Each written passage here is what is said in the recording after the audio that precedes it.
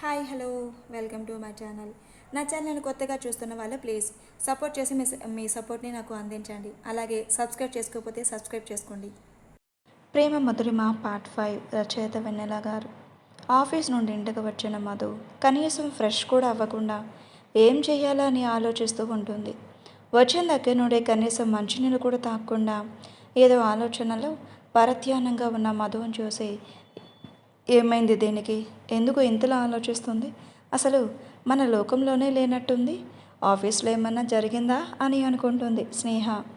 మధు దగ్గరికి వెళ్ళి తన భుజం మీద చెయ్య వేసి ఏం జరిగింది, అంత దీర్ఘంగా ఏం ఆలోచిస్తున్నావు అని స్నేహ అడగగానే స్నేహాన్ని తన పక్కన కూర్చోమని చెప్పి తన చేతులు పట్టుకొని ఆఫీస్లో జరిగిన విషయం మొత్తం చెప్పి నాకేం చెయ్యాలో అర్థం కావడం లేదే అని అంటుంది మధు.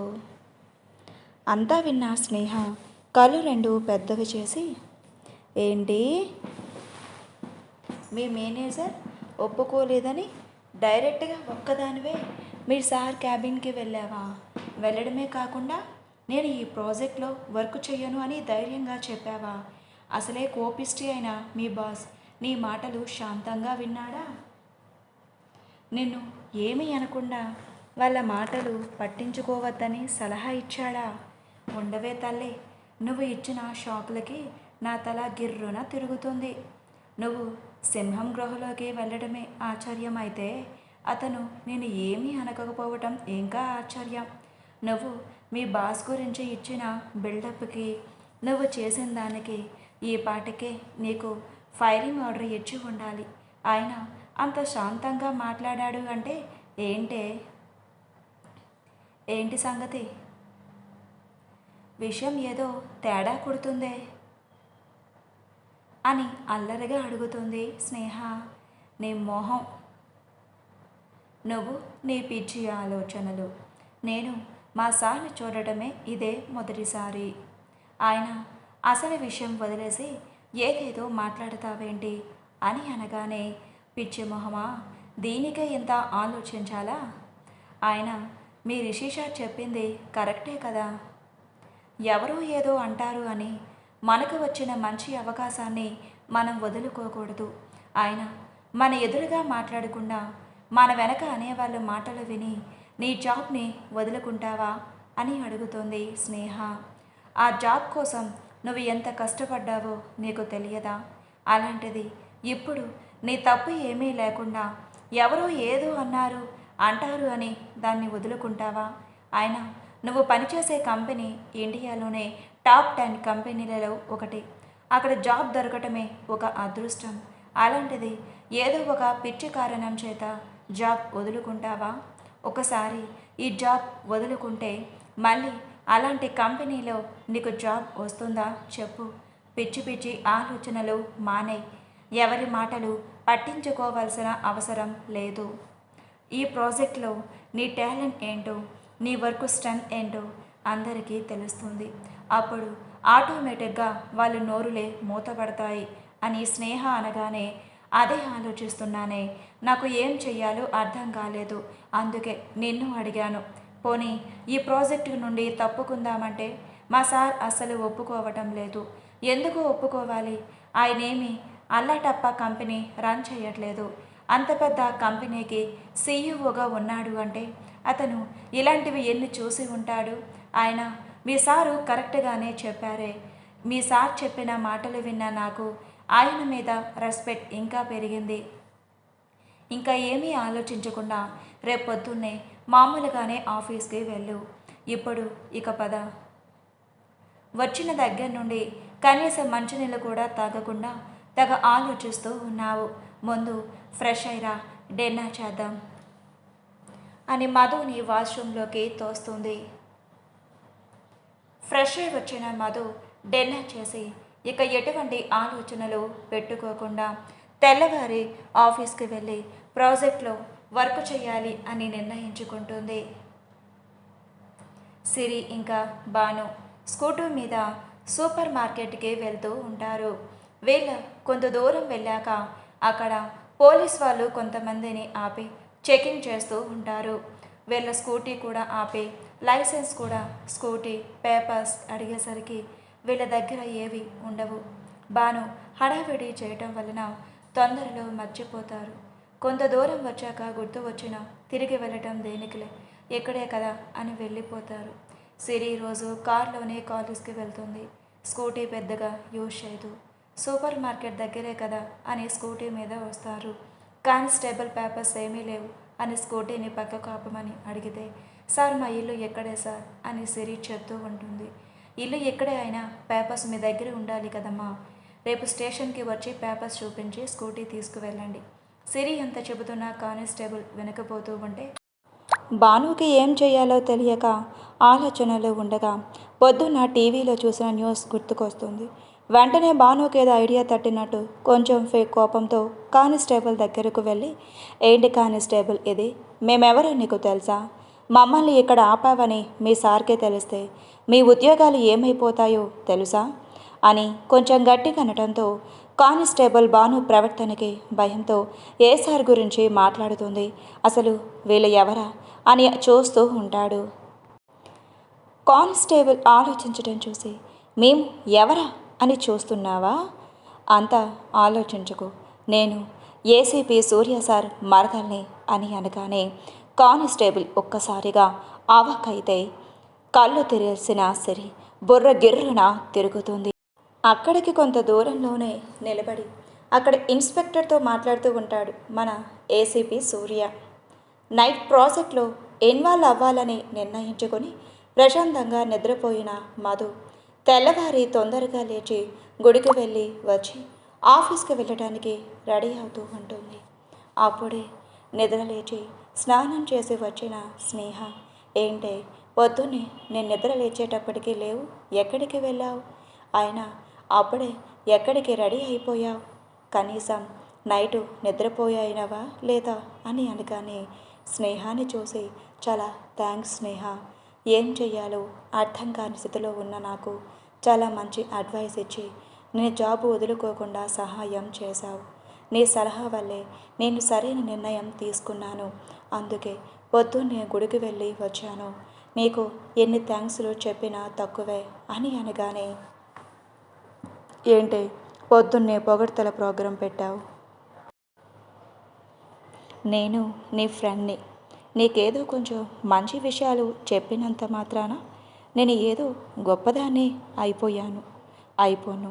నీకు అంతగా నాకేదైనా ఇవ్వాలి అనిపిస్తే ఈ పొగడ్తలు ఏమీ వద్దు, కానీ నాకు పార్టీ ఇవ్వు.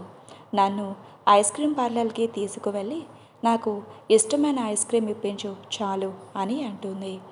ఆ మాట వినగానే దానికి ఏం భాగ్యం, ఈరోజు సాయంత్రం రెడీగా ఉండు, ఇద్దరం కలిసి వెళ్దాం. ఓకే, నేను రెడీగా ఉంటాను, నువ్వు తొందరగా వచ్చేసాయి. ఇంతకీ టిఫిన్ చేసావా? అప్పుడే ఆఫీస్కి బయలుదేరావు? ఇంకా లేదు అనగానే, రా అయితే ఇద్దరం కలిసి చేద్దాం అని డైనింగ్ టేబుల్ దగ్గరకు తీసుకుని వెళ్తుంది. ఇద్దరూ కలిసి టిఫిన్ చేశాక మధు తన ఆఫీస్కి వెళ్ళిపోతుంది. కళ్ళు తేలేసిన సిరి తల కిర్రున తిరుగుతుంది. వెంటనే కొంచెం తమాయించుకొని, ఏం చేస్తుంది ఇది అని అనుకొని, బాను ఏం చేస్తున్నావే అని సిరి ఎంత పిలుస్తున్నా వినిపించుకోదు బాను. అక్కడికి కొంచెం దూరంలోనే రహీంతో మాట్లాడుతూ ఉన్న సూర్య, కానిస్టేబుల్ ఎవరు ఇద్దరు అమ్మాయిలతో మాట్లాడుతూ ఉండటం చూసి, రహీం అక్కడ ఏం జరుగుతుందో చూడు. ఎస్ సార్ అని కానిస్టేబుల్ దగ్గరకు వెళ్తాడు రహీం. ఏమైంది గోపి అని అక్కడ ఉన్న కానిస్టేబుల్ని అడుగుతాడు. ఆ మాట వినగానే గోపి, సార్ వీళ్ళ దగ్గర లైసెన్స్ కానీ బండి పేపర్స్ కానీ ఏమీ లేవు సార్ అని అనగానే, అయితే బండి స్టేషన్కి తీసుకొని వెళ్ళండి, రేపు పేపర్స్ చూపించి తీసుకువెళ్తారు అని అనగానే, బాను వెంటనే మా బండిని స్టేషన్కు తీసుకొని వెళ్తే మీ ఉద్యోగాలు పోతాయి అని అనగానే గోపి రహీంతో, సార్ ఈ అమ్మాయి సూర్య సార్ మరదలంట సార్, ఇందాకటి నుండి నన్ను ఇలాగే బెదిరిస్తుంది అని అనగానే బాను వైపు చూస్తాడు రహీం. బాను వైపు చూడటంతో, ఏంటయ్యా అలా చూస్తున్నావు? నన్ను మీ సార్తో ఎప్పుడు చూడలేదు అనా? మీకు తెలిసిందే కదయ్యా, మీ సార్ ఎప్పుడు చూసినా ఏదో ఒక రిస్క్ ఆపరేషన్ చేస్తూనే ఉంటారు. కేసులు, క్రిమినల్స్ అంటూ తిరుగుతూనే ఉంటారు. అందుకే నా గురించి ఎవరికీ తెలియనివ్వరు. మీకు ఇంకో సీక్రెట్ చెప్పనా? ఆయన పర్సనల్ విషయాలు ఎవరితోనో షేర్ చేసుకోరు. ఎప్పుడు ఎటువైపు నుంచి ఏ క్రిమినల్ వచ్చి వాళ్ళ మీద అటాక్ చేస్తారో అని, అందుకే సీక్రెట్గా ఉంచుతారు. ఏదో మీరు మంచి వాళ్ళలా కనిపించారు అని ఈ విషయాలు మీకు చెబుతున్నాను. మీకు నేనెవరో తెలియక నన్ను ఆపారు అని మీ మీద జాలిపడి నన్ను ఆపినందుకు తర్వాత మీరు ఎటువంటి ఇబ్బంది పడకూడదు అని మీ మంచి కోరే చెప్తున్నాను. మిమ్మల్ని ఎక్కడి నుండి వెళ్ళనివ్వండి అని అంటుంది భాను. మీ సార్ ముందు మీరు ఎప్పుడైనా నన్ను చూసినా నేనెవరో మీకు తెలియనట్టుగానే ఉండండి. లేకపోతే ఈ విషయాలు మీకెందుకు చెప్పాను అని నన్ను కోప్పడతారు అని చెప్తుంది భాను. అక్కడే ఇంకా ఎవరితోనో మాట్లాడుతూ ఉన్న సూర్య, రహీం ఎంతకీ రాకపోయేసరికి ఏమయ్యిందా అని వాటి వైపు చూసేసరికి భాను రహీం ఇంకా గోపీతో సీరియస్గా మాట్లాడటం చూసి ఏం జరుగుతుందో చూద్దాము అని అక్కడికి వెళ్తాడు. 6 ఫీట్ హైట్తో, తెల్లని మోనఛాయతో, అసలే పోలీస్ అవ్వటం వలన ఫిట్గా ఉండే జిమ్ బాడీతో, మగసిరి ఉట్టిపడే నల్లని మీసకట్టుతో, చూడటానికి అమ్మాయిల గ్రీకు వేరులా హ్యాండ్సమ్గా ఉండే blue colour jeans, white T-shirt, normal వేర్లో తమ వైపే వస్తున్న సూర్యను చూడగానే గుండె వేగం పెరుగుతుంది భానుకి. ఎవరితను ఇటువైపు ఎందుకు వస్తున్నాడు అని అనుకొని ఆయన ముందు ఈ ప్రాబ్లం నుండి బయటపడాలి అని అనుకుంటూ, ఇప్పుడు మేము ఎవరో తెలిసిందే కదా, ఇంకా మేము వెళ్ళవచ్చా అని రహీంని అడుగుతూ ఉన్నప్పుడే అక్కడికి వస్తాడు సూర్య. అక్కడ ఏం జరుగుతుందో అర్థం కాక పక్కనే ఉన్న రహీంతో, ఏమైంది రహీం, ఏంటి విషయం అని సూర్య అడగగానే, ఎంతమందికి చెప్పాలయ్యా, ఇంకా ఎంతమంది వస్తారు, అందరినీ ఒకేసారి ఇక్కడికి రమ్మను, అందరికీ కలిపి ఒకేసారి చెప్పేస్తాను అని అంటుంది భాను. ఇలా నెల ఇన్స్టాల్మెంట్స్ లాగా ఒక్కొక్కసారి ఒక్కొక్కరుగా విడివిడిగా నేను చెప్పలేను అని భాను అనగానే, ఏం చెప్పాలి అని ఐబ్రో రైజ్ చేస్తాడు సూర్య.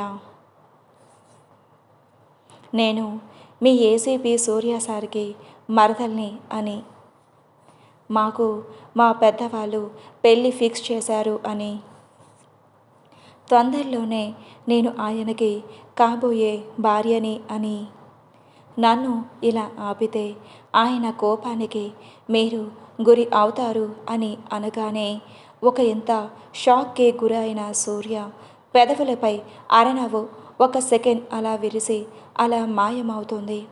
ఆ నవ్వుని ఎవ్వరూ గమనించరు.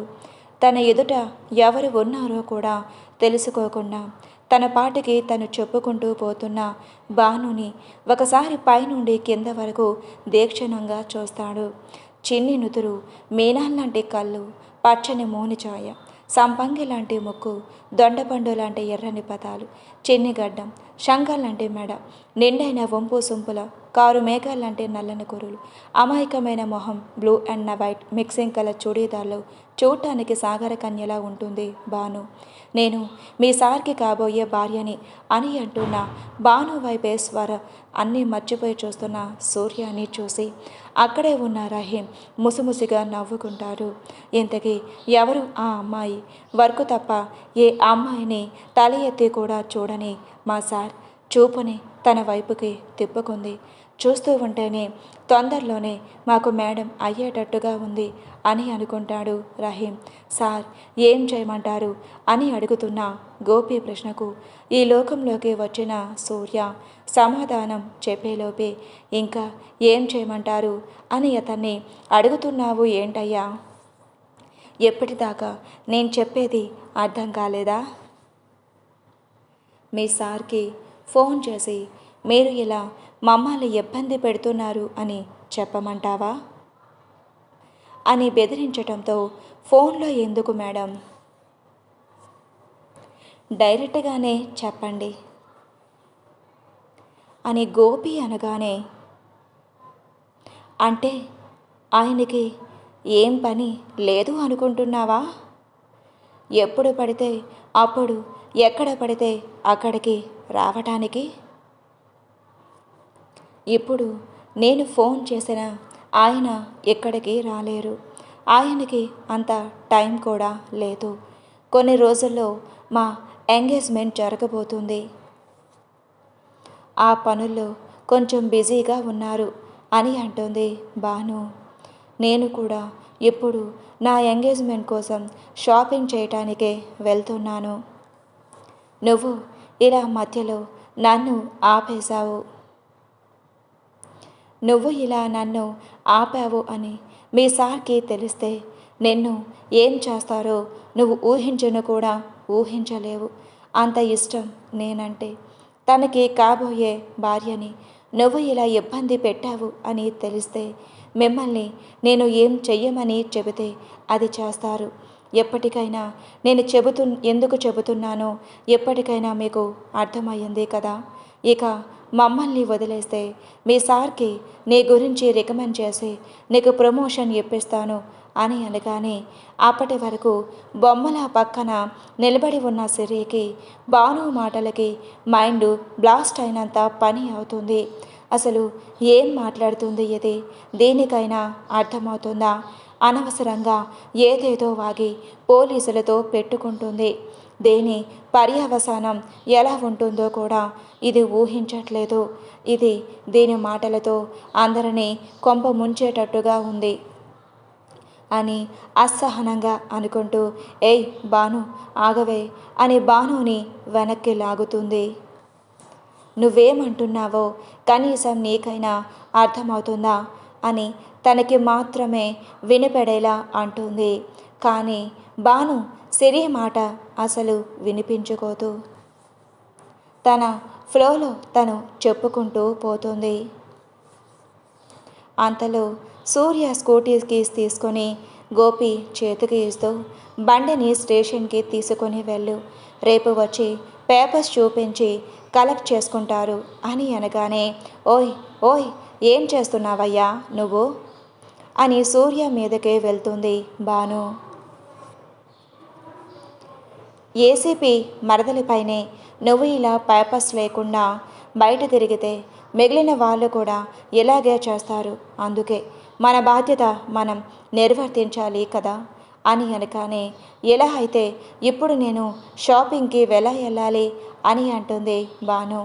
ఇప్పుడు నువ్వు షాపింగ్కి ఎలా వెళ్ళాలి అనే కదా నీ ప్రాబ్లం. పద, నిన్ను ఎంగేజ్మెంట్ షాపింగ్ కోసం నేను నా బైక్లో తీసుకువెళ్ళి నీకు సారీ కూడా సెలెక్ట్ చేస్తాను అని అనగానే, ఓయ్ నువ్వెవరయ్యా నన్ను తీసుకొని వెళ్ళటానికి, నాకు చీరలు సెలెక్ట్ చేయటానికి? అసలు నువ్వు నాకు ఏమవుతావు అని భాను అనగానే, అదేంటి అంత మాట అన్నా? నన్ను గుర్తుపట్టలేదా నువ్వు? ఒక చేత్తో నుదురు రుద్దుకుంటూ సూర్య వైపే తదేకంగా చూస్తూ, లేదయ్యా, ఎంత ఆలోచించినా నిన్ను ఎక్కడ చూశానో గుర్తుకు రావటం లేదు. అయ్యో, అప్పుడే ఎంత మతిమరుపు వచ్చిందా నీకు? నన్నే గుర్తుపట్టట్లేదా అని అనగానే, పోనీ నువ్వే చెప్పే, నువ్వు ఎవరు? అసలు ఎవరు నువ్వు అని అడుగుతుంది భాను. భాను వైపే ఇంటెన్స్డ్గా చూస్తూ, నీకు బావని, నీకు కాబోయే మొగుణ్ణి నన్నే గుర్తుపట్టలేదా నువ్వు అని సూర్య అనగానే అప్పటి వరకు అల్లరిగా మాట్లాడిన బాను పరిస్థితి ఒక్కసారిగా తల గిర్రున తిరిగి కళ్ళు తిరుగుతూ ఉంటాయి. అంటే అంటే మీరేనా ఏసీపీ సూర్య? ఎస్ అని అనగానే ఒక్కసారిగా కళ్ళు తిరిగి మైకం కమ్మి సూర్య గుండెలపై వాలిపోతుంది. తనని 2 చేతులతో జాగ్రత్తగా ఎత్తుకొని పక్కనే ఉన్న జ్యూస్ షాప్లోకి తీసుకుని వెళ్తాడు సూర్య. అక్కడికి తీసుకువెళ్ళి కార్నర్లో ఉన్న ఒక సోఫాలో ఆమెను పడుకోబెట్టి టేబుల్ మీద ఉన్న వాటర్ బాటిల్ తీసుకుని దానిలోని వాటర్ కొన్ని చేతులతో తీసుకొని తన ముఖంపై చల్లుతాడు. సూర్య వెనకే వచ్చిన సిరి బాను బాను అని పిలుస్తూ చెంపలు తడుతూ ఏమయ్యిందో అని కంగారు పడుతూ ఉంటుంది. బానును చూసి టెన్షన్ పడుతున్న సిరి వైపు చూసి మీరెవరు, తనకి మీరు ఏమవుతారు అని అడుగుతాడు సూర్య. సార్, తను మా రిలేటివ్, మా మావయ్య కూతురు సార్ అని సిరి అనగానే జస్ట్ రిలాక్స్, తనకి ఏమీ కాలేదు, టెన్షన్ వల్ల కొంచెం కళ్ళు తిరిగాయి అంతే అని వెయిటర్ని పిలిచి జ్యూస్ ఆర్డర్ చేస్తాడు. సూర్య బానుకి స్పృహ వచ్చాక ఏమంటాడు అని భయపడి చాలా మంచిది సార్, ఊరు నుండి వచ్చింది, పైకి అలా మాట్లాడుతుందే కానీ మనసులో ఎలాంటి కల్లా కపటం ఉండదు. సిటీ తనకి కొత్త, ఇక్కడ ఎలా ఉండాలో తనకి తెలియదు, అందుకే తెలిసి తెలియక ఏదో మాట్లాడేసింది. ప్లీజ్ సార్, తనని వదిలేయండి, ఏమీ అనకండి సార్ అని బ్రతిమిలాడుతోంది సిరి. ఇంతకీ నువ్వెవరు? నా పేరు సిరి, నేను ఇక్కడ కాలేజ్లో ఎంబీబీఎస్ చదువుతూ ఉన్నాను. నేను మెడికల్ కాలేజ్ స్టూడెంట్ని సార్. మా నాన్నగారిది కంపెనీ సార్. మా ఇల్లు కూడా ఇక్కడికి దగ్గరే, సూపర్ మార్కెట్లో సరుకుల కోసం అని వచ్చాము. బండి పేపర్స్ ఇంట్లో మర్చిపోయి వచ్చాము. మీ కానిస్టేబుల్ ఎంత చెప్పినా వినకపోయేసరికి తనకు మీరు తెలుసు అని చెప్పింది, అంతే సార్. రేపు పేపర్స్ తెచ్చి స్కూటీ తీసుకొని వెళ్తాము. మా ఇంట్లో తెలిస్తే పెద్ద ప్రాబ్లం అవుతుంది సార్. ఏదో తెలిసి తెలియక మాట్లాడింది, కానీ తన మనసు చాలా మంచిది సార్. Please sir. సిరి అంటున్న దానిలో బానుకి మెలకు వస్తుంది. మెల్లిగా కళ్ళు తెరిచిన బానుకి మసక తన పక్కనే ఉన్న సూర్య కనపడుతుంటే మరోసారి కళ్ళు నిలుపుకొని చూసి పక్కన ఉన్న సూర్యని అని చూసి తనకి ఇంకో వైపు ఉన్న సిరి చేతని గట్టిగా చుట్టుకుంటుంది. అప్పటి వరకెంత ధైర్యంగా చలాకీగా మాట్లాడిన బాను ఒకంత భయంతో సిరి చేతను చుట్టుకోగానే సూర్య మనసు చివుక్కుమంటుంది. అప్పుడే ఆర్డర్ ఇచ్చిన జ్యూస్ రావటంతో ఓకే, ముందు తనకి జ్యూస్ తాగించండి, మీ ఇంటి అడ్రస్ ఇంకా మీ డీటెయిల్స్ చెప్పి ఎప్పటికి వెళ్ళండి. రేపు బండి పేపర్స్ తీసుకువచ్చి నాకు చూపించి బండిని తీసుకొని వెళ్ళండి. రహీం, వీళ్ళ దగ్గర అన్ని డీటెయిల్స్ తీసుకో అని రహీంకి చెప్పి ఇంకోసారి ఇలాంటి వేషాలు వేయొద్దు అని స్ట్రిక్ట్గా వార్నింగ్ ఇచ్చి జ్యూస్ బిల్ పే చేసి అక్కడి నుండి వెళ్ళిపోతాడు సూర్య. సూర్య వెళ్ళిన వైపే చూస్తూ ఉండిపోతుంది బాను. సూర్య వెళ్ళిపోయిన తర్వాత సిరి బానుని చూసి అసలేం చేశావో నీకైనా అర్థమవుతుందా అని కొంచెం కోపంగానే అడుగుతుంది. వెళ్ళి పోలీసులతో పెట్టుకుంటావా? ఇక్కడ నీకేమైనా జరిగితే మావయ్యలు ఊరుకుంటారా? ఇక్కడికి పంపించినందుకు మీ అన్నయ్యను సరిగ్గా చూసుకోలేదని మమ్మల్ని ఎన్ని మాటలు అంటారు? ఇంకోసారి నిన్నెక్కడికైనా పంపిస్తారా? ఏదైనా చేసే ముందు వెనక ముందు ఆలోచించవా? మన అదృష్టం బాగుండి ఆ సార్ ఇంకా మంచివాళ్ళు కాబట్టి నేను ఏమీ అనకుండా వదిలేశారు. అలా కాకుండా ఇంటికి ఫోన్ చేసి అమ్మ వాళ్ళను పిలిస్తే ఏం చేసేదానివి? మీ అమ్మ ఎన్ని అబద్ధాలు చెప్పిందని చెబితే వాళ్ళు తల ఎక్కడ పెట్టుకుంటారు? నేను అంత దూరం ఆలోచించలేదు వదినా అని బాను అనగానే అసహనం తొంగి చూస్తుంది సిరి మొహంలో. సారీ వదినా, ఆ కానిస్టేబుల్ ఎంత చెప్పినా నీ మాట వినకపోతుంటే అక్కడి నుంచి ముందు బయటపడాలని సార్ పేరు చెప్పాను.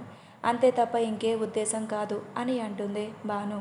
వీళ్ళు కొంచెం గట్టిగా మాట్లాడుకోవడంతో అక్కడ ఉన్నందరూ వీళ్ళ వైపే చూస్తూ ఉండటంతో ఒక్కసారిగా సైలెంట్ అయ్యి ముందు ఇక్కడి నుండి పద ఇంటికి వెళ్దాం అని చెప్పి రహీంకి అన్ని డీటెయిల్స్ ఇచ్చి అక్కడి నుండి భానుని తీసుకొని వెళ్ళిపోతుంది. సరే టిఫిన్ చేసి ఆఫీస్కి బయలుదేరిన మధు చాలా కాన్ఫిడెన్స్తో ఆఫీస్ లోపలికి అడుగు పెడుతుంది.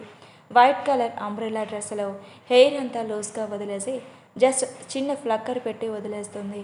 కనుబొమ్మల మధ్య చిన్న స్టోన్ స్టిక్కర్, దాని కింద గుడికి వెళ్ళి వచ్చిన దానికి గుర్తుగా కుంకుమ బొట్టుతో చెవులకి చిన్న చిన్న జుంకాలు, మెడలో నెక్ వరకు వచ్చే గోల్డ్ చైన్, దానికి చిన్న ఎం లాంటి బ్రాస్లెట్ ఉన్న లాకెట్, ఒక చేతికి వాచ్, మరో చేతికి గోల్డ్ బ్రాసెస్, తల స్నానం చేసినందువల్ల గాలికి అప్పుడప్పుడు ముందుకు వస్తున్న కుర్లు, వాటిని ఒక చేత్తో చెవి వెనక్కి నెడుతూ లోపలికి వస్తున్న మధును చూస్తుంటే దివి నుండి భూమి దిగివచ్చిన దేవకన్యలా ఉంటుంది. ఇప్పటి వరకు మధు ఎప్పుడెప్పుడు వస్తుందా, అసలు వస్తుందా రాదా అని సీసీటీవీ మానిటర్లో ఎంట్రన్స్ వైపే చూస్తూ ఉన్న రిషి మధుని చూసి మరోసారి గుండెల్లో అలజడి మొదలయ్యింది. గుండెల మీద చేయి వేసుకుని, ఏంటి మధు, రోజు రోజుకి నీపై నా మనసు లాగుతుంది అని అనుకుంటూ మధుని చూసి తను వచ్చినందుకు సంతోషపడతాడు. మధు లోపలికి రావటం చూసిన వినయ్ తన అందానికి ఇంకా పిచ్చెక్కిపోతాడు. ఇది రోజు రోజుకి నా సహనానికి పరీక్ష పెడుతుంది. ఇంకా ఎన్ని రోజులు అని వెయిట్ చేయాలి దీనికోసం అని కామన్ నిండిన కళ్ళతో తనని చూస్తూ ఉంటాడు. వినయ్ మధు వైపు అలా చూడటం చూసిన వినయ్ ఫ్రెండ్, కంట్రోల్ మామా కంట్రోల్, నువ్వు ఇప్పుడు ఆఫీస్లో ఉన్నాం మనం, ఎవరైనా నువ్వు ఇలా తను చూడటం చూస్తే మనకు తర్వాత ప్రాబ్లం అవుతుంది. ఎప్పుడు ఒకసారి అది మనకు చిక్కకపోదు, అప్పుడు దాన్ని మన నుండి ఎవ్వరూ కాపాడలేరు. ప్రస్తుతానికి కామ్గా ఉండు అని అంటాడు తన ఫ్రెండ్. ఆ మాట వినగానే నిజంగానే ఇప్పుడు తన టైం కాదు అనుకొని అసహనంగా తల విదిలేస్తూ అక్కడ నుండి తన సీట్కి వెళ్ళిపోతాడు. కానీ వాళ్ళకు తెలియని విషయం ఏంటి అంటే ఇదంతా అక్కడ ఉన్న సీసీటీవీలో రికార్డ్ అవుతుంది అని. తర్వాత మధు కూడా నవ్వుతూ తన కొలీగ్స్ గుడ్ మార్నింగ్ చెప్తూ ఉంటే తిరిగి విష్ చేస్తూ ఉంటుంది. తన సీట్ దగ్గరకు వెళ్ళి తన వర్కులో పడిపోతుంది. స్కూటీలో వెళ్ళిన వాళ్ళు చేతుల్లో ఏ సరుకులు లేకుండా మామూలుగా ఇంటికి వచ్చేసరికి ఏమయ్యిందే, సరుకులు ఎక్కడ, స్కూటీ కూడా కనిపించటం లేదు, మీరు ఎలా వచ్చారు అని అడుగుతారు మాధవి గారు. ఏం లేదమ్మా, సూపర్ మార్కెట్కి కొంచెం దూరంలో ఉండగానే స్కూటీ టైర్ పంచర్ అయ్యింది, ఇంకా లాభం లేదు అని చెప్పి అక్కడ మెకానిక్ షాప్లో స్కూటీ ఇచ్చేసి అది రేపు రిపేర్ అవుతుందని చెప్పగానే ఇంక దాన్ని అక్కడే ఇచ్చేసి మేము ఆటోలో వచ్చేసాము. మంచి పని చేశారు, చీకటి పడితే కష్టం కదా, సరుకులది ఏముంది రేపు తెచ్చుకుందాంలే అని అంటుంది మాధవి గారు. సరే సరే తొందరగా వెళ్ళి ఫ్రెష్ అయ్యండి, భోజనం చేద్దూరు కానీ అని అంటుంది.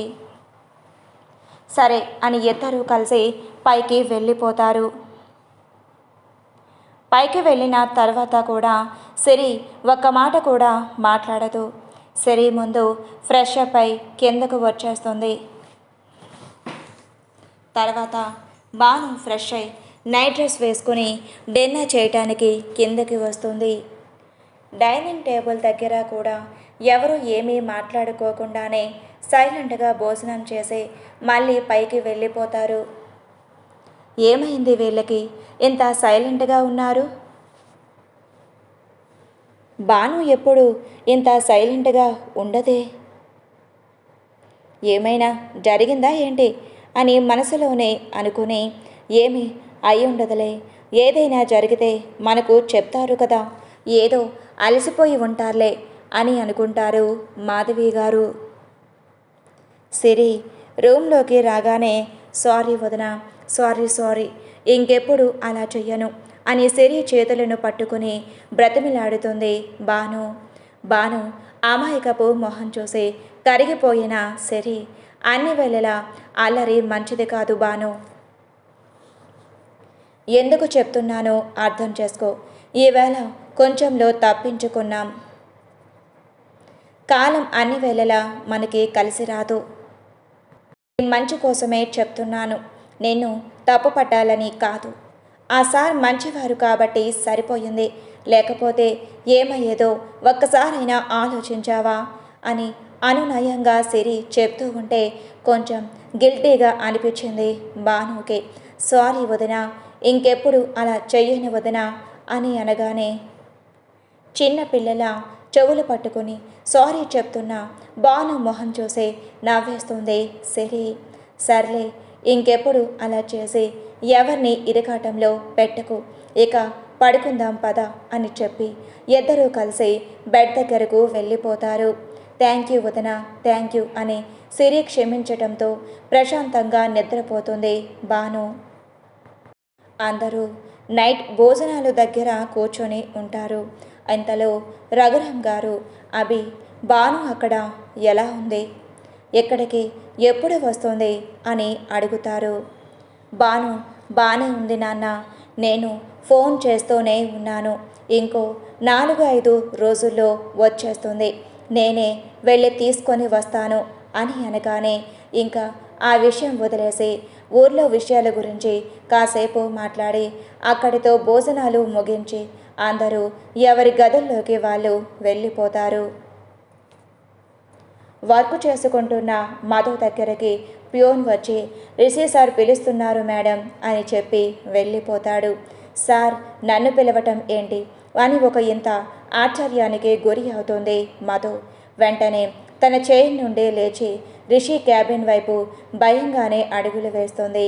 రిషి క్యాబిన్ దగ్గరకు వెళ్ళి మే ఐ కమిన్ సార్ అని డోర్ నాక్ చేస్తుంది. ఎస్ కమిన్ అని అనగానే డోర్ తీసుకొని లోపలికి వెళ్ళి రిషి ఎదురుగా నిలబడుతుంది. గుడ్ మార్నింగ్ సార్ అని విష్ చేసి సార్ నన్ను పిలిచారంట అని అనగానే తన ఆఫీస్ చైర్లో కూర్చొని ఫైల్స్ మీద సంతకాలు పెడుతూ ఉన్న రిషి తల ఎత్తి వైట్ కలర్ డ్రెస్లో ఏంజెల్లా ఉన్న మధుని ఒకసారి చూస్తాడు. గుడ్ మార్నింగ్ అని విష్ చేసి ఫైల్ మూసేసి చైర్లో వెనక్కి వాలి సూటిగా మధునే చూస్తూ చేతిలోని పెన్కి క్యాప్ పెడుతూ ఈరోజు నువ్వు ఆఫీస్కి వచ్చావు అంటే ఈ ప్రాజెక్ట్లో కంటిన్యూ అవ్వడానికి ఇష్టపడుతున్నావు అన్నమాట అని అడుగుతాడు. రిషి సూదంటి చూపులకు తడబడుతూనే ఎస్ సార్ అని అంటుంది. గుడ్, సో నువ్వు ఎప్పటి నుండే ఈ ప్రాజెక్ట్లో ఇన్వాల్వ్ అవ్వాలి, నీకు ఎప్పటి నుండే వర్క్ స్టార్ట్ అవుతుంది. ఓకే సార్, నేను రెడీగా ఉన్నాను అని అంటుంది మధు. ఏ వర్క్ ఇచ్చినా చేయటానికి సిద్ధంగా ఉన్నావు కదా.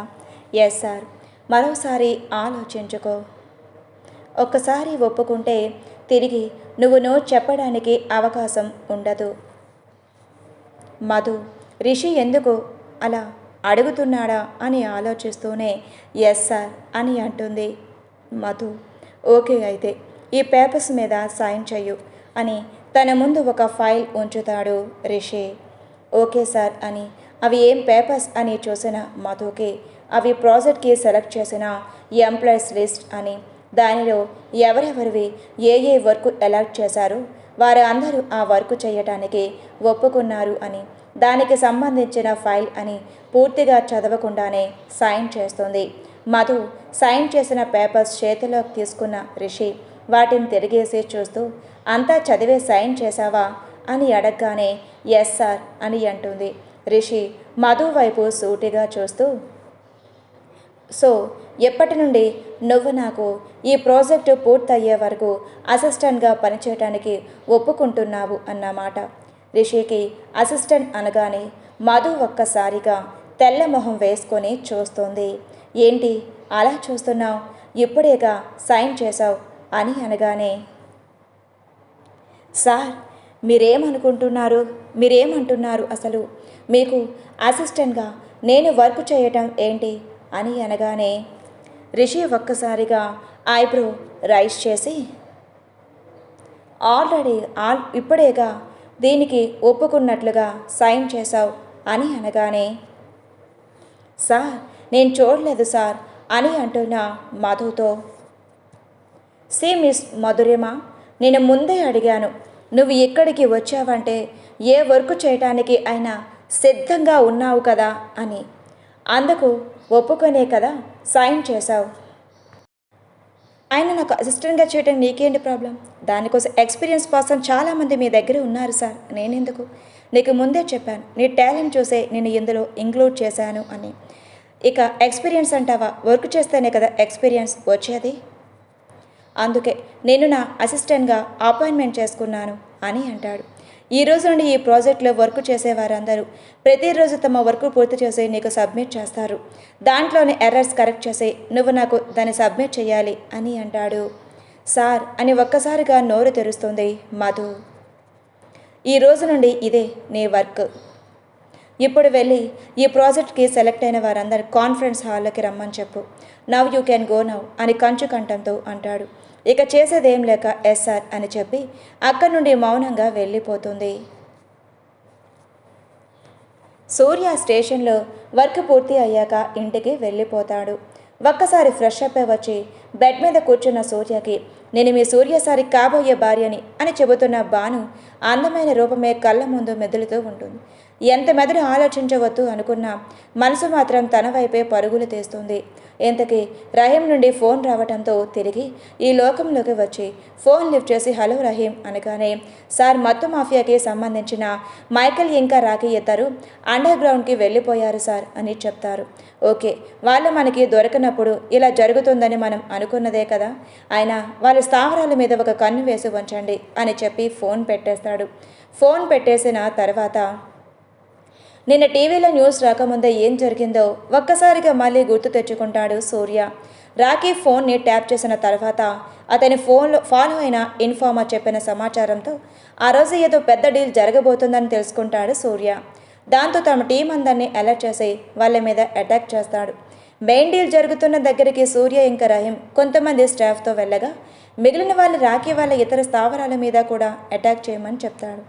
దాంతో ఒక్కసారిగా మైకేల్ స్థావరాలన్నింటి మీద ఒకేసారి దాడి చేయటం వల్ల వాళ్ళకి తప్పించుకోవడానికి ఎటువంటి అవకాశం దొరకలేదు.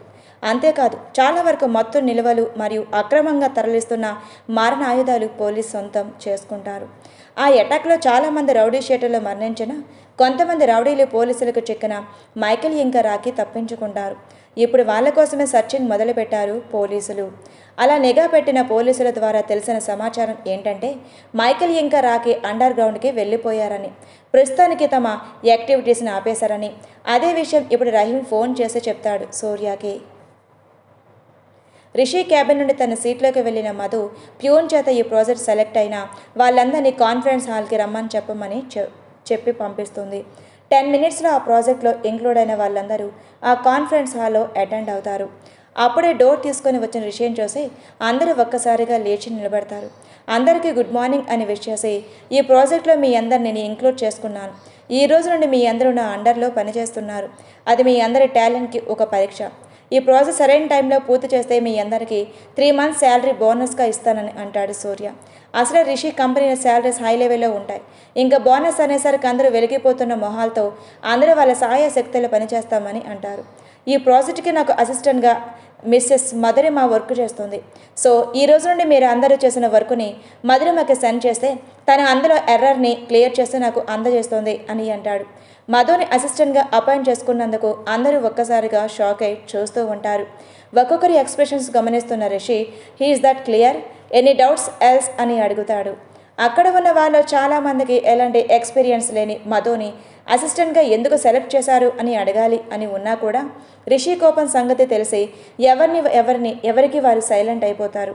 వాళ్ళందరి మౌనాన్ని చూస్తూ ఓకే, మీరందరూ ఇక వెళ్ళవచ్చు, ఈ రోజు నుండి మీరు మీ వర్క్ స్టార్ట్ చేయండి అని చెప్పి అక్కడి నుంచి వెళ్ళిపోతాడు. తన వెనకే మధు కూడా వెళ్ళిపోతుంది. కొంతమంది లేడీస్ స్టాఫ్ ముందు రిషికి అసిస్టెంట్ అయినందుకు ఆ అదృష్టం తనకు దక్కలేదు అని కుళ్ళుకుంటే, వెళ్తూ ఉన్న వాళ్ళందరినీ కొంతమంది ఆశ్చర్యంతో చూస్తే, కొంతమంది కసినిండిన కళ్ళతో చూస్తూ అక్కడి నుండి వెళ్ళిపోతారు. రిషి క్యాబిన్లోకి వచ్చిన తర్వాత తన వెనకే వచ్చిన మధుని చూసి, ఈ రోజు నుండి ఈ ఛాంబర్లోనే నువ్వు నీ వర్క్ చేయాలని అంటాడు. ఇంకో 1 అవర్లో నీకు ఇక్కడ టేబుల్ రెడీగా ఉంటుంది. ఈలోపు నువ్వు ఎంతవరకు చేసిన నీ ఓల్డ్ వర్క్స్ అంతా వేరే వాళ్ళకి అప్పచెప్పిరా. 1 అవర్ తర్వాత నువ్వు ఇక్కడ ఉండాలి అని అనగానే సింహం చేతిలో తను పూర్తిగా చిక్కాను అని అర్థమైన మధు పేపర్స్ ఏంటో కూడా పూర్తిగా చూడకుండా సంతకం పెట్టినందుకు తనని తాను తిట్టుకుంటూ ఎస్ సార్ అని చెప్పి అక్కడి నుండి వెళ్ళిపోతుంది. తనని తాను తిట్టుకుంటూ వెళ్తూ ఉన్న మధుని చూసి నవ్వుకుంటాడు రిషి. మరుసటి రోజు ప్రశాంతంగా నిద్రలేచిన భానుకి ల్యాంప్ టేబుల్పై తన ఫోన్ రింగ్ అవుతూ కనపడుతుంది. ఎంత పొద్దున్న ఎవరు చేశారబ్బా అని ఫోన్ చేతిలోకి తీసుకునేసరికి ఆ కాల్ పద్మగారి దగ్గర నుండి వస్తూ ఉంటుంది. పక్కన ఉన్న సిరి ఇంకా నిద్ర లేకపోవటంతో బాల్కనీలోకి వెళ్ళి ఫోన్ లిఫ్ట్ చేసి హలో అమ్మా అని అనగానే భాను వాయిస్ కొంచెం డల్గా అనిపించి ఏమయ్యిందే అంత డల్గా ఉన్నావు అని అడుగుతుంది. తన వాయిస్ స్లోగా ఉండటం గమనించి అమ్మ నేను డల్గా ఉన్నానని ఇట్టే పట్టేస్తుంది. అమ్మకి ఎలాంటి డౌట్ రానియకూడదు అని అనుకొని నేనెక్కడ డల్గా ఉన్నాను, నేను బాగానే ఉన్నాను అనగానే ఇప్పుడు నీ అసలు గొంతు వినపడుతుంది. సర్లే ఏమైపోయావే, అసలు ఫోన్ చెయ్యడం లేదు, అత్తతో అంత బిజీ అయిపోయావా నువ్వు? హైదరాబాద్ అంతగా నచ్చిందా అని అడుగుతూ నిన్న సాయంత్రం 4 సార్లు ఫోన్ చేశాను, ఎక్కడికి వెళ్ళావు, అసలు ఫోన్ లిఫ్ట్ చేయటం లేదు అని అడుగుతారు. నీకు కాబోయే అల్లుడిని కలవడానికి వెళ్ళాను అని అంటుంది భాను. ఆ మాట వినగానే కొంచెం కంగారు పడుతూ ఏం మాట్లాడుతున్నావే అని అంటారు పద్మగారు.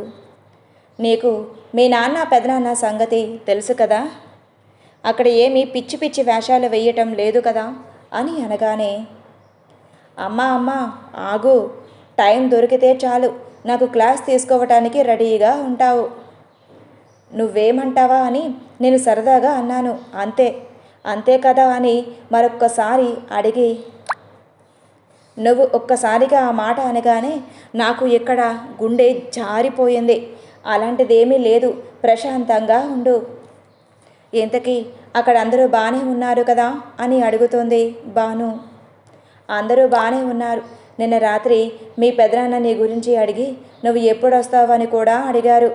అవునా, పెదనానికి నేను లేకపోతే బోర్ కొడుతున్నట్లుగా ఉంది అని నవ్వుతూ అంటుంది భాను. ఇందాకటి నుంచి కొంచెం డల్గా మాట్లాడిన కూతురు ఇప్పుడు కొద్దిగా నవ్వేసరికి పద్మగారు మనసుకి శాంతత చేకూరుతుంది. సరే అమ్మా, ఇప్పుడే లేచాను, ఫ్రెష్ అప్ అయి కిందకు వెళ్ళాలి, బాయ్ అని ఫోన్ పెట్టేస్తుంది. తల్లితో ఫోన్ మాట్లాడి లోపలికి వచ్చేసరికి అప్పుడే సిరి నిద్ర లేచి ఉంటుంది. ఏంటి భాను, పొద్దున్న ఎవరితో ఫోన్ మాట్లాడుతూ ఉన్నావు? ఓన్ నుండి అమ్మ చేసింది వదనా. నువ్వు నిద్రపోతున్నావు కదా, నీకు డిస్టర్బెన్స్ ఎందుకని బాల్కనీలోకి వెళ్ళి మాట్లాడా. నిన్ను ఎన్నిసార్లు ఫోన్ చేసినా ఫోన్ లిఫ్ట్ చేయలేదని కంగారు పడిందంట. ఎందుకు లిఫ్ట్ చేయలేదు అని అడుగుతుంది. ఆ మాట వన్న సిరి కంగారుగా ఒక్కసారిగా బెడ్ మీద నుంచి లేచి నేను జరిగిన విషయాలు ఏమైనా అత్తగా చెప్పావని అడుగుతుంది. లేదు వదిన, అలా చెప్తూ తన కంగారు పడుతుంది. అందుకే నేనేం చెప్పలేదు. అనుకోకుండా బయటకు వెళ్ళేటప్పుడు ఫోన్ తీసుకొని వెళ్ళలేదు అని చెప్పాను. ఆ మాట విన్న సిరి అమ్మయ్య మంచి పని చేశావు అని, సరే నేను ఫ్రెష్ అయి వస్తాను అని చెప్పి వాష్రూమ్లోకి వెళ్ళిపోతుంది సిరి. కాసేపటి తర్వాత ఫ్రెష్ అయి వచ్చిన సిరి తన బండి పేపర్స్ ఇంకా డ్రైవింగ్ లైసెన్స్ అన్నీ తీసుకొని హ్యాండ్ బ్యాగ్లో పెట్టుకుంటుంది. ఇద్దరూ కలిసి బ్రేక్ఫాస్ట్ చేసిన తర్వాత కాలేజ్కి వెళ్ళేటప్పుడే స్టేషన్కి వెళ్ళి బండి తీసుకోవాలని అనుకుంటారు. ఇద్దరూ కలిసి కిందకి వెళ్ళి బ్రేక్ఫాస్ట్ చేసి బయటకు వెళ్తూ ఉన్నామని మాధవి గారికి చెప్తారు. ఇప్పుడు ఎక్కడికి? ఇద్దరు కలిసి వెళ్తున్నారు. సిరి నీకు కాలేజ్ ఉంది కదా, భానుని ఎక్కడికి తీసుకువెళ్తున్నావు అని అడుగుతుంది మాధవి గారు. తనకి డ్రెస్సెస్ తీసుకుందామని మాల్కి వెళ్తున్నానమ్మా. తనకి ఉన్నవన్నీ లంగా ఓనీలే కదా, అందుకే కొన్ని చుడీదార్స్ తీసుకుందామని వెళ్తున్నాను. ఊర్లో ఎప్పుడు లంగా ఓనీలే కదా, ఎక్కడైనా చుడీదార్లు వేసుకుంటుందని అవి తనకి బాగుంటాయి కదా అని తీసుకుందాం అనుకుంటున్నాను. అందుకే కాలేజ్కి ఆఫ్టర్నూన్ నుండి వెళ్తాను అని అనగానే ఎందుకే కాలేజ్కి లేటుగా వెళ్ళేది, సాయంత్రం వెళ్ళి తీసుకోవచ్చు కదా అని అంటుంది. లేదులే అమ్మా, అంత ఇంపార్టెంట్ క్లాసులు ఏమీ జరగటం లేదు. త్వరలో మా కాలేజ్ ఫెస్ట్ జరుగుతుంది, అందువల్ల అందరూ ప్రాక్టీస్ చేసుకుంటూ ఉన్నారు. కాస్త లేటుగా వెళ్తే అక్కడ మునిగిపోయేది ఏమీ లేదు. సరే మీ ఇష్టం అని లోపలికి వెళ్ళిపోతారు మాధవి గారు. తర్వాత క్యాబ్ బుక్ చేసుకుని ఇద్దరు స్టేషన్కి బయలుదేరుతారు. బెంగళూరు ఆఫీస్లో ఉన్న అరుణ్ వర్మ గారికి ఫోన్ వస్తూ ఉంటుంది. ఫోన్ డిస్ప్లే అవుతున్న నెంబర్ చూసి అరుణ్ గారు ఆతృతగా ఫోన్ లిఫ్ట్ చేసి ఏమైనా తెలిసిందా అని అడుగుతారు. తెలిసింది. ఇదంతా ఎవరు చేశారు? చేసిందెవరు? రిషికి వచ్చిన ప్రాజెక్ట్ కోసం హైదరాబాద్లో మినిస్టర్ కొడుకు కూడా టెండర్ వేశాడు. అది గవర్నమెంట్ ప్రాజెక్ట్ అవ్వటం వల్ల దీనివల్ల వాళ్ళకి చాలా ప్రాఫిట్ వస్తుందని ఎవరి టెండర్ వేయనివ్వకుండా వేయాలనుకున్నాడు. అందుకే చిన్న చిన్న కంపెనీ వాళ్ళందరినీ వాళ్ళ మనుషులతో నీకు టెండర్ కావాలా, ప్రాణాలు కావాలని బెదిరించాడు. పెద్ద కంపెనీలో అతడికి ఎవరెవరు టెండర్ వేస్తున్నారో ముందే తెలిసి ఉండటంతో వాళ్ళందరి దగ్గర వాళ్ళ మనుషుల ద్వారా టెండర్ కోడ్ లీక్ చేయించుకున్నాడు. వాళ్ళందరికన్నా తక్కువకి కోట్ చేసి టెండర్ రెడీ చేసిన అతడు టెండర్ తప్పకుండా తనకే వస్తుంది అనుకున్నాడు. కానీ రిషి చివరి వరకు మన కంపెనీ కూడా ఆ ప్రాజెక్ట్ కోసం టెండర్ వేస్తుందని ఎవరికీ తెలియనివ్వలేదు. కానీ లాస్ట్ మినిట్లో వాడికి మన రిషి కూడా ఈ ప్రాజెక్ట్ కోసం టెండర్ వేస్తున్నాడని తెలిసింది. వాడికి మనం కోట్ చేసే అమౌంట్ తెలిసినే అవకాశం లేదన్నందున తెలిసిన లాస్ట్ మినిట్లో ఏం చేయలేడు కనుక మనిషిని పెట్టి రిషి టెండర్ ఆఫీస్ రాకుండా చేయాలని యాక్షన్ చేయాలని ట్రై చేశాడు. కానీ లాస్ట్ మినిట్లో రిషి అదృష్టం బాగుండటం వల్ల ఈ యాక్సిడెంట్ తప్పిపోయింది. అంతేకాకుండా ప్రాజెక్ట్ కూడా మన కంపెనీకే వచ్చింది. అంతా విన్న అరుణ్ గారు రిషికి యాక్సిడెంట్ చేయటంలో తనకు సహాయం చేసింది ఎవరు అని అడుగుతాడు. వాడు మినిస్టర్ కొడుకైన వాడికి అన్ని రకాల అక్రమ వ్యాపారాలు ఉన్నాయి. వాటిలో ముఖ్యమైనది మత్తు. మినిస్టర్ కొడుకు ఇంకొక వ్యక్తి ఇద్దరు పార్ట్నర్స్గా మారి మైకేల్ అనే వ్యక్తి ద్వారా తమ అక్రమ వ్యాపారాలని నడిపిస్తున్నారు. ఆ వ్యాపారాలన్నిటిలో తన సీక్రెట్ పార్ట్నర్ ఎవరో ఎవరికీ తెలియదు. వీడు కేవలం డబ్బు మాత్రమే పెట్టుబడిగా పెడతాడు. ఈ వ్యాపారాలకి నడిపించడానికి కావాల్సిన మాస్టర్ మైండ్ అంతా వాడి పార్ట్నర్దే. పైకి మాత్రం మైకేల్ని ఈ వ్యాపారం మొత్తం నడిపిస్తున్నట్లు బొమ్మగా వాడిని నిలబెట్టారు. అందుకే లాస్ట్ మినిట్లో ఏం చెయ్యాలో తెలియక రిషిని ఎలా ఆపాలో అర్థం కాక మైకేల్కి ఫోన్ చేసి రిషికి యాక్సిడెంట్ చేయమని చెప్పాడు. వెంటనే వాడు తన దగ్గర ఉన్న రౌడీలను ఒకరిని పంపించి రిషి కార్కి యాక్సిడెంట్ చేయాలని చూశాడు. కానీ అది కుదరలేదు. అప్పటికీ కూడా వాడికి ఆ టెండర్ రానందుకు రిషి మీద కోపంగానే ఉన్నాడు. ఆ కోపంతో వాడు రిషి మీద మళ్ళీ అటాక్ అయినా చేయించవచ్చు, లేకపోతే ఈ ప్రాజెక్ట్ పూర్తి కాకుండా ప్రయత్నమైనా చేయవచ్చు. రిషికి ఎల్లవేళలా సెక్యూరిటీగా మనం ప్రొవైడ్ చేస్తున్నాం. దానికి తోడు అతడి మత్తు వ్యవహారాలు అన్నీ మూతపడి ఇప్పుడు మైకేల్ అండర్ గ్రౌండ్లోకి వెళ్ళిపోయాడు. ప్రస్తుతం అతడి యాక్టివిటీస్ అన్నీ ఆపేశాడు. కాబట్టి రిషి మీద అటాక్ చేయడానికి అతనికి కుదరకపోవచ్చు. అందువల్ల ప్రాజెక్ట్ పూర్తి కాకుండా అన్ని విధాలు అడ్డుకోవటానికి చూస్తాడు. కుదిరితే ఆఫీస్ స్టాఫ్లో ఎవరో ఒకరికి డబ్బు ఆశ చూపించి తన మనిషిగా అక్కడ జరిగే విషయాలు అన్నీ తనకు చెప్పమని స్పైగా మార్చుకోవచ్చు. లేదా ప్రాజెక్ట్ జరిగే వర్క్ సైట్లో ఏదైనా ప్రాబ్లం క్రియేట్ చేయాలని చూడవచ్చు. తనకు తన తండ్రి సపోర్ట్తో పాటు డబ్బు బలం కూడా ఉంది. తను ఏం చేసినా తన తండ్రి తనని కాపాడుతాడు అని ధీమా కూడా ఉంది. అందుకే ఇన్ని అక్రమాలను పాల్పడుతూ ఉన్నాడు అని అనగానే వాడి డీటెయిల్స్ అన్నీ నాకు సెండ్ చేయి అని అంటారు అరుణ్ గారు. ఓకే చేస్తాను అని ఫోన్ పెట్టేస్తాడు అవతల వ్యక్తి. ఇంటి దగ్గర నుండి బండి పేపర్స్ తీసుకుని లైసెన్స్ అని తీసుకొని స్టేషన్కి బయలుదేరుతారు భాను. క్యాబ్ బుక్ చేసుకుని వెళ్తున్న భాను మధ్యలో బైక్ మీద ఆగి ఎవరితోనో మాట్లాడుతూ ఉన్న సూర్య కనపడతాడు. ఈ మహానుభావుడు ఇక్కడే ఉన్నాడా? ఈయన గారి స్టేషన్కి వచ్చేలోపే ఈ పేపర్స్ చూపించి మా స్కూటీ తెచ్చేసుకోవాలి, లేకపోతే నేను చెప్పిన అబద్ధాలకి ఏం చేస్తాడో ఏమో అని అనుకుంటూ కార్ విండోలో నుండి తన్నే చూస్తూ ఉంటుంది. కార్ విండో నుండి బయటకు చూస్తూ ఏదో ఆలోచనలో ఉన్న భాను భుజం తట్టి కదుపుతుంది సిరి. ఏంటే ఏం ఆలోచిస్తున్నావు? ఏం లేదు వదిన. అక్కడికి వెళ్ళిన తర్వాత మళ్ళీ ఏమైనా తిక్క వేషాలు వేద్దాం అనుకోవట్లేదు కదా? అయ్యో వదిన అదేం లేదు. ఇంతలో క్యాబ్ డ్రైవర్ స్టేషన్కి వచ్చేసామని చెప్పగానే ఇద్దరు క్యాబ్ నుండి దిగుతారు. క్యాబ్ డ్రైవర్కి మనీ ఇచ్చేసి ఇద్దరు లోపలికి నడుస్తారు. అక్కడ ఉన్న రహీం భాను సిరి లోపలికి రావటం చూస్తారు. నిన్నంత రచ్చ చేసిన భాను ఒకంత భయంగా రావటం గమనిస్తాడు. వెంటనే సూర్యకి ఫోన్ చేసి సార్ నిన్న మనం తీసుకువచ్చిన బండి తాలూకు అమ్మాయిలు వచ్చారు అని చెప్పగానే ఎవరు అని అడుగుతాడు సూర్య. అదే సార్ మీ కాబోయే భార్య అని చెప్పింది కదా ఆ అమ్మాయి సార్ అనగానే ఓ నా మరదలు వచ్చిందా? సూర్య నా మరదలు అనగానే వస్తున్న నవ్వుని ఆపుకుంటూ అవును సార్ అని అనగానే సూర్య కూడా ఒక చిన్న నవ్వు నవ్వి వాళ్ళని నేను వచ్చేదాకా ఆపు రహీం, వాళ్ళకు ఆ బండి ఇవ్వద్దు అని అంటాడు సూర్య. ఎప్పుడూ లేనిది సూర్య అలా అనగానే ఏమైంది సార్ అని అడుగుతాడు రహీం. ఏం లేదు రహీం, నా మరదలతో కొంచెం పని ఉంది అందుకు అనగానే సార్ అంటాడు రహీం. చెప్పింది చెయ్ రహీం అని అంటాడు. ఓకే సార్ అని ఫోన్ పెట్టేస్తాడు. సిరి వాళ్ళ లోపలికి వచ్చిన రహీం దగ్గరకు వెళ్ళి సార్ ఇదిగోండి మా బండి తాలూకా పేపర్స్ ఇంకా నా డ్రైవింగ్ లైసెన్స్ అని చెప్పి అన్నీ చూపించి బండి కీస్ ఇస్తే ఇంకా మేము వెళ్ళిపోతాం సార్ అని అంటుంది. ఆ పేపర్స్ తీసుకుని చెక్ చేస్తూ అన్నీ కరెక్ట్గానే ఉండటంతో వారిని సూర్య వచ్చే వరకు ఎలా ఆపాలో అర్థం కాక కాసేపు కూర్చోండి, ఈ పేపర్స్ ఒరిజినల్వో కాదో చెక్ చేయాలి అని అంతా టీఆర్ కాఫీ తీసుకుంటారని అడుగుతూ అక్కడే ఉన్న కుర్రాడి చోటు దో చాయ్ లావో అని అంటాడు. సిరి వెంటనే మాకేం వద్దు సార్, మా స్కూటీ కీస్ ఇస్తే మేము వెళ్ళిపోతాం సార్ అనగానే వెళ్దురు కానీ పేపర్స్ చెక్ చేసేంత వరకు ఉండండి అనడంతో ఇక చేసేదేం లేక అక్కడే కూర్చుంటారు. అక్కడ ఒకవైపు సెల్లో ఉన్న ఖైదీలు, ఒకవైపు పోలీసులు పట్టుకున్న దొంగలు వాళ్ళ వైపు అదోలా చూడటంతో కొంచెం భయంగా అటు ఇటు చూస్తున్న వాళ్ళిద్దరిని చూసిన రహీం మీరిద్దరు సార్ క్యాబిన్లో కూర్చోండి అని సూర్య క్యాబిన్లోకి పంపిస్తాడు. అక్కడ ఆ రౌడీల మధ్యలో కూర్చోవడం కన్నా లోపల కూర్చోవడం బెటర్ అనుకుని ఇద్దరు లోపలికి వెళ్ళి కూర్చుంటారు. లోపలికి వెళ్ళిన సిరికి ఏదో ఫోన్ కాల్ వస్తూ ఉంటుంది. ఫోన్ ఎత్తిన సిరికి తన ఫ్రెండ్కి యాక్సిడెంట్ అయ్యిందని ఇంకొక అమ్మాయి కాల్ చేసి చెప్పడంతో సిరి ఎక్కడున్నావే, అర్జెంటుగా రా, మన ఫ్రెండ్కి యాక్సిడెంట్ అయ్యింది, చాలా బ్లడ్ లాస్ అయ్యింది, బ్లడ్ ఎక్కించాలని అంటున్నారు.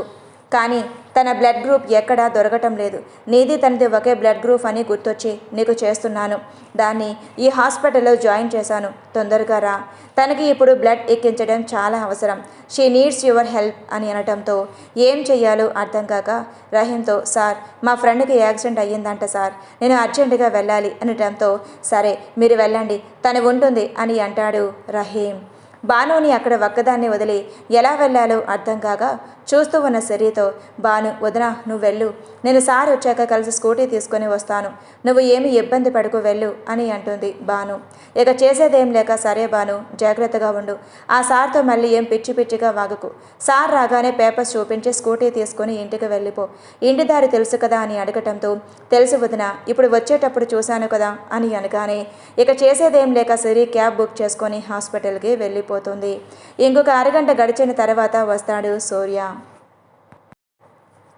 సూర్య క్యాబిన్లో కూర్చొని వెయిట్ చేస్తున్న భాను అప్పుడే లోపలికి వస్తున్న సూర్యాని చూసి లేచి నిలబడుతుంది.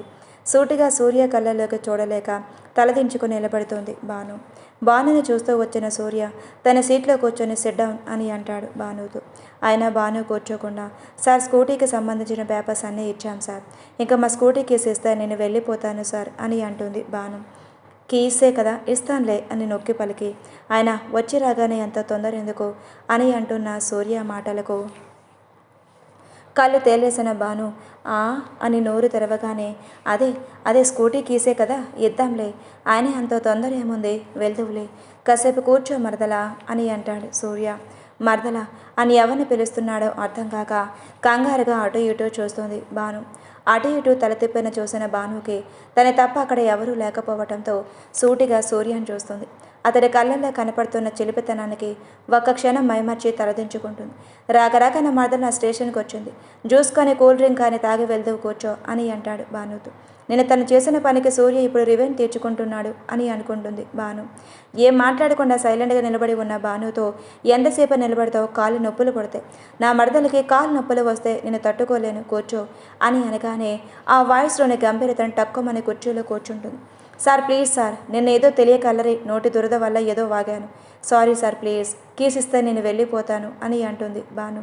అదేంటి మరదలా బావని పట్టుకొని సార్ అని పిలుస్తున్నావు అని చిలిపిగా అడుగుతాడు సూర్య. భానుకి టీవీ న్యూస్లో చెప్పిన సూర్య సీరియస్ క్యారెక్టర్కి ఇక్కడ సూర్య ప్రవర్తించే తీరుకి మా సంబంధం లేక బెత్తరపోయి సూర్య వైపు చూస్తూ ఉంటుంది. ఇతను ఇలా కూడా మాట్లాడతాడా అని. ఏంటి అలా చూస్తున్నావు, నేను నీకు బావనే కదా, అంతేగాక మన ఇద్దరికి పెళ్ళి కూడా కుదిరింది, అయినా ఏంటిది ఏం తాగుతావని అడిగితే స్కూటీ కీస్ ఇవ్వమని అడుగుతావేంటి, నువ్వు నా దగ్గరికి వచ్చినప్పుడు కనీసం కూల్ డ్రింక్ కానీ జ్యూస్ కానీ ఆఫర్ చేయలేదని వెళ్ళి తర్వాత నన్ను డెప్పపడడానిగా ఇప్పుడు ఏం వద్దంటావు అని అనగానే ఏం మాట్లాడాలో తెలియక పిచ్చి చూపులు చూస్తుంది భాను. అరే నిన్నంత ధైర్యంగా నా గురించి మా వాళ్ళందరితోటి నీ కాబోయే మొగుడిని అని చెప్పావు, ఇవన్నీ స్వయంగానే ఎదురుగా ఉండి మాట్లాడుతుంటే నేనెవరో తెలియదు అన్నట్లుగా బిహేవ్ చేస్తున్నావేంటి అని అడుగుతాడు. సార్ ప్లీజ్ సార్ సారీ అని చెప్పాను కదా సార్ అని అనగానే సరే నువ్వు నా సారీ ఎందుకు చెబుతున్నావో చెప్పు అని అడుగుతాడు సూర్య. అన్నీ తెలిసిన సూర్య కావాలనే అలా ఏడిపిస్తున్నాడు అని తెలిసి ఏం చెయ్యాలో అర్థం కాక మౌనంగా అక్కడే కూర్చొని ఉంటుంది భాను. 10 నిమిషాల నిశ్శబ్దం తర్వాత భానుని చూస్తున్న సూర్య ఇంతకు ఏ ఊరి మీది అని అడుగుతాడు. రామాపురం సార్, రామాపురం అని భాను చెప్పగానే నొసలు ముడిపడతాయి సూర్యకి. మీ నాన్నగారి పేరేంటి, ఇప్పుడు ఎందుకు సార్ మా ఫ్యామిలీ డీటెయిల్స్ అడుగుతున్నారు అని అనుకుంటూనే పరశురాం సార్.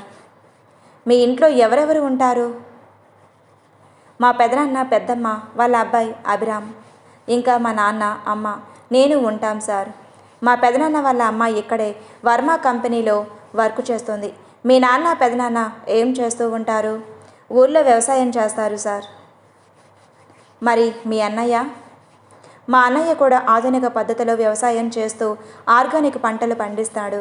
మా అమ్మ పెద్దమ్మ ఇంట్లోనే ఉంటూ అన్ని పనులు చూసుకుంటూ ఉంటారు. ఇక్కడ ఎవరింటికి వచ్చావు?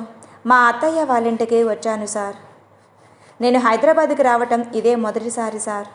మీ గురించి తెలియక ఏదేదో మాట్లాడాను. దాని గురించి సీరియస్గా తీసుకోకండి సార్. అయినా మా ఫ్యామిలీ గురించి ఎందుకు అడుగుతున్నారు సార్?